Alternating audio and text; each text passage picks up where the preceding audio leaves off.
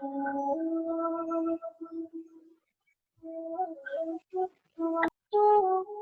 Everyone, आज हम employability skills के साथ टॉपिक कम्युनिकेशन स्किल्स के बारे में डिस्कस करेंगे। हमारे पुराने वीडियोस में आपने ज़रूर इसके बारे में पढ़ा और सुना होगा। तो आज हम सेशन 1 to 7 कम्युनिकेशन स्किल्स के वो डिस्कस करेंगे, एक एक सेशन एक एक वीडियो के थ्रू।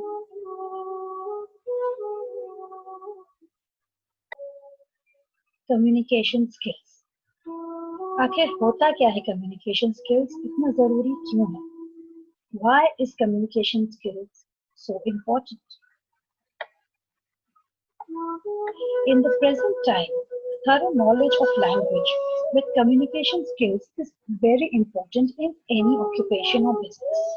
तो आजकल के ज़माने में एक लैंग्वेज अच्छे से आना कम्युनिकेशन स्किल्स के साथ बहुत ज़रूरी है। As a student, you may study any language, but it is important that you are able to read, write, speak, and listen well in order to communicate properly. तो कोई भी भाषा अगर आपको आती है, तो अच्छे से उसे पढ़ना, लिखना, बोलना और सुनना आना चाहिए. Speaking more than one language can help you communicate well with people around the world. Learning English can help you to communicate with people who understand English.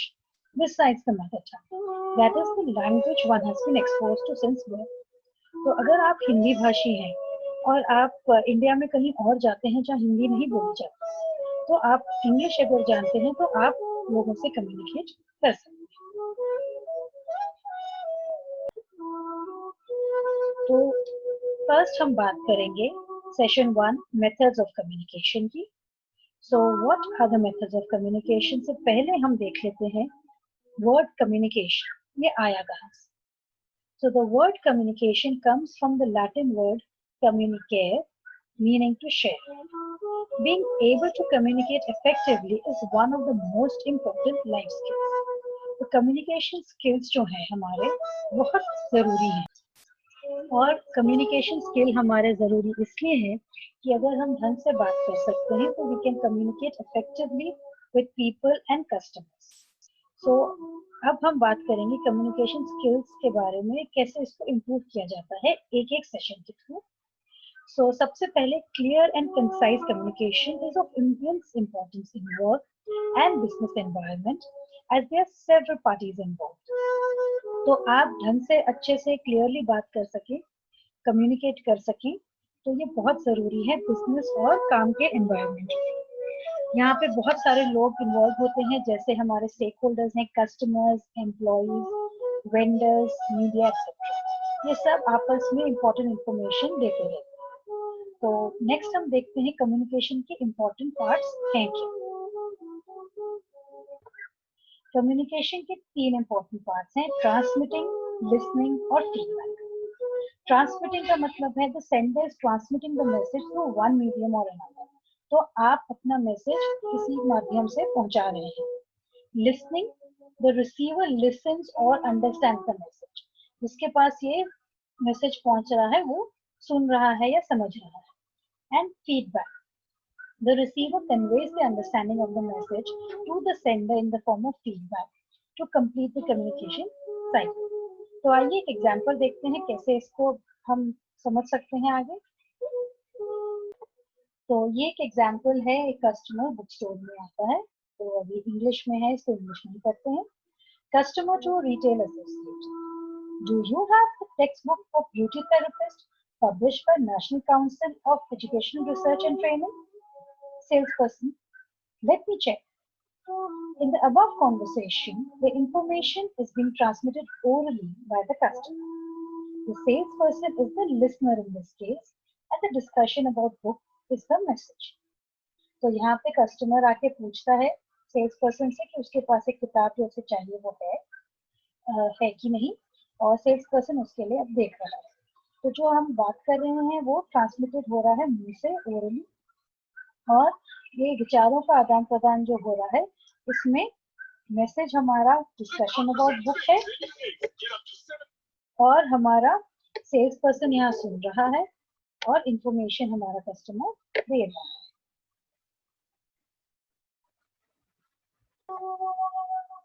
जो सेल्स पर्सन है वो आगे बोलता है, yes we have the text book of beauty therapist. Customer, please give me one copy of the textbook. I want to purchase it. In the above conversation, the receiver's response, that is the salesperson, is the feedback. Customer ने पूछा आपके पास किताब है, sales person ने check करके बताया हाँ जी हमारे पास किताब है, तो ये हो गया फीडबैक। तो ये एक कम्युनिकेशन का एग्जांपल हुआ between customer and sales person. So the process of conveying a message is complete when the person receiving it has understood the message in its entirety. तो आपका जो कम्युनिकेशन प्रोसेस है वो तभी पूरा होता है जब जिसको वो मैसेज दिया जा रहा है वो पूरा समझ पाता है।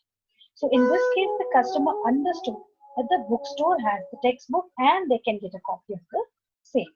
तो इस एग्जाम्पल में कस्टमर समझ गया कि किताब दुकान वाले। तो आइए डायग्राम के थ्रू देखते हैं हमारा कम्युनिकेशन प्रोसेस। यहाँ पे एक लड़का एक लड़की बॉय गर्ल है, जिसमें इसमें जो लड़की है वो आपकी मैसेंजर है और उसके पास से इनपुट आएगा। तो हमारा जो बॉय है, जो लड़का है वो रेसिपिएंट है, उसके पास से आउटपुट आएगा। तो the messenger is sending what I mean, information भेज रही है वो एक चैनल के थ्रू, और रेसिपिएंट जो है वो कहता है व्हाट आई अंडरस्टैंड। तो कुछ भी अगर कहा गया एक पर्सन से दूसरे पर्सन तक, उसके बीच में इनपुट और आउटपुट हो रहा है और वो चल रहा है चैनल के थ्रू, और कोडिंग एंड डिकोडिंग हो रही है। जैसे लड़की ने हिंदी में बात करी तो लड़के ने हिंदी समझ के हिंदी में जवाब दिया, तो दोनों के बीच में कोई भाषा कॉमन होनी चाहिए। ये कम्युनिकेशन प्रोसेस हो गया हमारा, इनपुट, कोडिंग, चैनल के थ्रू मैसेज जा रहा है और आउटपुट हो गया।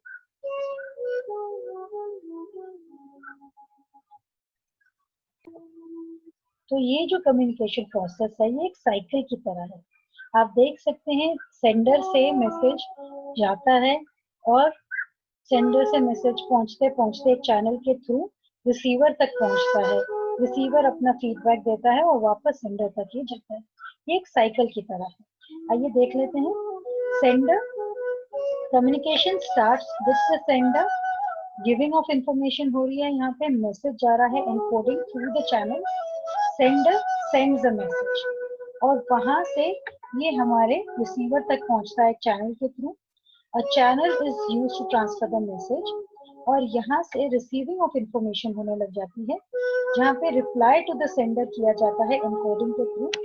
The message is received by the sender और चैनल के through receiver replies to the sender. तो मैसेज एक भेजा जाता है, उसको समझा जाता है, उसका जवाब दिया जाता है। ये मैसेज घूमता है, इंफॉर्मेशन जा रही है, इंफॉर्मेशन भेजी जा रही है, मिल रही है, भेजी जा रही है, और ये चैनल के थ्रू यूज किया जाता है। तो आप देख सकते हैं ये एक साइकिल की तरह चल रहा है, गोल गोल इसको घुमाते हुए। तो हमारे जो कम्युनिकेशन के एलिमेंट्स हैं, देखते हैं आपके टेक्स्ट बुक में क्या कहा है। तो various elements of the communication cycle are sender, जहाँ से कम्युनिकेशन शुरू होती है, the person beginning the communication, message, the information that the sender wants to convey, जो इंफॉर्मेशन वो देना चाह रहा है, जो सूचना देना चाह रहा है, channel, the means by which the communication is sent, इसके थ्रू कम्युनिकेशन भेजा जा रहा है, वो फोन के थ्रू हो सकता है, आमने सामने बात हो सकती है, कुछ भी चैनल हो सकता है। Receiver, the person to whom the message is sent, जिसको ये मैसेज मिल रहा है, and feedback, the receiver's acknowledgement and response to the message, वो अपना क्या जवाब देता है। तो हम हमेशा कुछ ना कुछ किसी न किसी तरह से कम्युनिकेशन करते ही रहते हैं, और इतने सारे मेथड्स ऑफ कम्युनिकेशन है, अगर वो नहीं होते तो हमें अपना कुछ भी काम करना मुश्किल हो जाता है। अभी आप देखिए कोविड सिचुएशन में हम मिल नहीं पा रहे हैं क्लास में, तो हम वीडियोस के थ्रू, व्हाट्सएप के थ्रू एक दूसरे से इंफॉर्मेशन पास कर रहे हैं। तो ऐसे अलग अलग तरीकों से हम यूज कर सकते हैं कम्युनिकेशन, कैसे हम दूसरों तक पहुंचा सकते हैं, आइए देखते हैं हमारे अलग अलग मेथड्स। ये आप वैसे भी बहुत मेथड्स को पहले से ही जानते हैं, तो आइए रिकैप भी कर लेते हैं साथ। So first method of communication हम बात कर रहे हैं face to face, informal communication, जैसे आप अपने फ्रेंड्स के साथ बात करते हैं। तो there is nothing better than face to face communication. क्यों? क्योंकि मैसेज अंडरस्टूड हो जाता है फटाफट। It haves to the message to be understood clearly and quickly, and also since body language can be seen in this case, it adds to the effectiveness of the communication. तो आपस में एक दूसरे को देख के बातचीत हो रही है और एक दूसरे के हाव भाव भी दिख रहे हैं, तो आराम से समझ में भी आ जाता है क्या बात एक दूसरे को समझ आ रही है कि नहीं। नेक्स्ट हम बात करेंगे ईमेल की। आप लोगों ने यूज किया होगा email. Email is used to communicate quickly with one or more individuals in various locations. तो दूर जो कोई बैठा हुआ है या नहीं ऑफिस के बिल्डिंग में अलग अलग जगहों पे बैठे हुए हैं लोग, उन सब के लिए ईमेल भेजने से इंफॉर्मेशन फटाफट सबके पास एक टाइम पर पहुंच जाती है। So it offers flexibility, convenience and low cost. तो आराम से इंफॉर्मेशन फटाफट पहुंच जाती है और सस्ती है। नेक्स्ट हम बात कर रहे हैं नोटिस एंड पोस्टर्स की। ये तब इफेक्टिव होता है जब लार्ज ग्रुप ऑफ पीपल को इंफॉर्मेशन जाननी होती है और सेम मैसेज, जैसे सेल लगी है और आपका दुकान बंद है, तो यहाँ पे ईमेल काम नहीं करेगा आपका, क्योंकि ये लोग बहुत अलग अलग तरीकों से हैं आपके पास ईमेल कांटेक्ट हो, वो देखें ना देखें। जैसे आपका this message is has to go to a large group of people. For example, change in the lunch time for a factory worker, or XYZ closing stores will remain closed for customers on Sunday. तो ऐसे notice और posters काम आते हैं। आपके school में भी ऐसे पोस्टर्स लगते हैं कि अब ये इवेंट होने वाला है, तो इसमें पार्टिसिपेट कीजिए। नेक्स्ट आपके होते हैं business meetings. Communication during business meetings at an organization are generally addressed to a group of people. तो business management, organizational decisions लेने के लिए ऐसी मीटिंग्स हो सकती हैं। और आगे हमारे और अलग तरीके के मेथड्स हैं, जैसे social networks, message, phone call for communication, newsletter, blogs, आपका व्हाट्सएप हो गया, आपका फेसबुक हो गया, इंस्टाग्राम हो गया, एसएमएस हो गया, ये सब आपके अलग अलग तरीके हैं कम्युनिकेशन। तो how do you choose the right method of communication? सबसे पहले तो हमारा राइट मेथड चूज करने के लिए हमको देखना होता है टारगेट ऑडियंस। हम किसके पास अपना कम्युनिकेशन, अपना मैसेज भेजना चाह रहे हैं। क्या वो स्टूडेंट्स हैं, क्या वो हमारे कस्टमर्स हैं, क्या वो हमारे फैमिली मेंबर्स हैं। कॉस्ट, कितना खर्चा हम कर सकते हैं उसके ऊपर। काइंड, टाइप ऑफ इंफॉर्मेशन, हम क्या इंफॉर्मेशन भेजना चाह रहे हैं।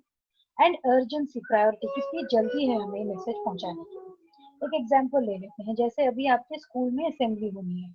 असेंबली में आपको बताया जाता है कि स्कूल के एग्जाम के टाइम्स अलग रहेंगे, तो ये आपको हमने असेंबली में बताया। ऐसे ही अगर हमें कस्टमर्स को ईमेल करना है कि सेल लगी है, तो हम पोस्टर्स भी लगा सकते हैं। और अगर पोस्टर्स या पैम्पलेट्स बांटना हमें महंगा पड़ रहा है, तो हम ईमेल कर सकते हैं, एसएमएस कर सकते हैं। तो इन्फॉर्मेशन अगर जरूरी है, जैसे आपका कोई डॉक्टर का अपॉइंटमेंट है, तो उसके लिए फोन कॉल किया जा सकता है। और अगर किसी को जल्दी बताना है कि कल आपका एग्जाम है, तो एसएमएस और फोन कॉल किया जा सकता है। तो ये जो मेथड्स आप यूज करते हैं, वो आपके पीयर्स, जो आपके आसपास के लोग हैं, सुपरवाइजर्स, कस्टमर्स, इन सब पे असर पड़ता है। तो ये आप अच्छे से सोच के अपना डिसाइड करें कि आपका कम्युनिकेशन का मेथड कैसे होना है, क्योंकि इसी से आप डिस्कस कर सकते हैं, डिसाइड कर सकते हैं कि आपका काम कैसे होगा।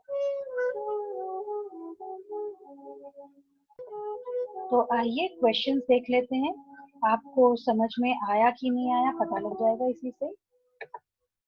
तो आपका सबसे पहले क्वेश्चन है, यहाँ पे एक से ज्यादा सही जवाब हो सकते हैं। Which of the following is not an element of communication with in the communication process cycle? तो चैनल, हमने देखा चैनल होता है, रिसीवर भी होता है, सेंडर भी होता है, तो इसमें टाइम है जो हमारे कम्युनिकेशन में एलिमेंट ऑफ कम्युनिकेशन साइकिल नहीं है। नेक्स्ट क्वेश्चन है, you need to apply for leave at work, which method will you use? तो आपको अगर अपने ऑफिस में बताना है कि आप छुट्टी लेने वाले हैं, तो किस तरीके से आप बताएंगे?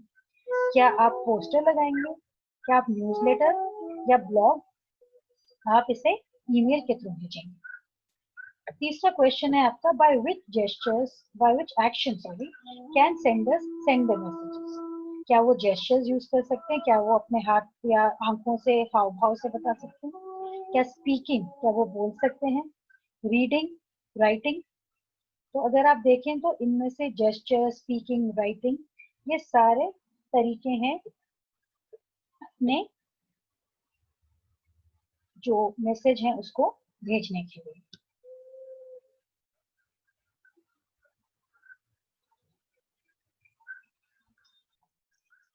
So in conclusion, हम ये देख सकते हैं that after this session, you will be able to identify the different communication elements.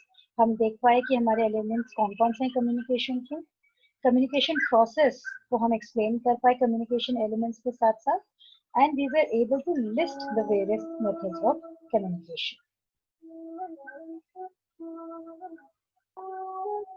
So I hope आपको आज का communication के ऊपर session पसंद आया होगा। इसके बाद हम next session को दूसरे वीडियो में देखेंगे। So thank you for watching. Have a nice day.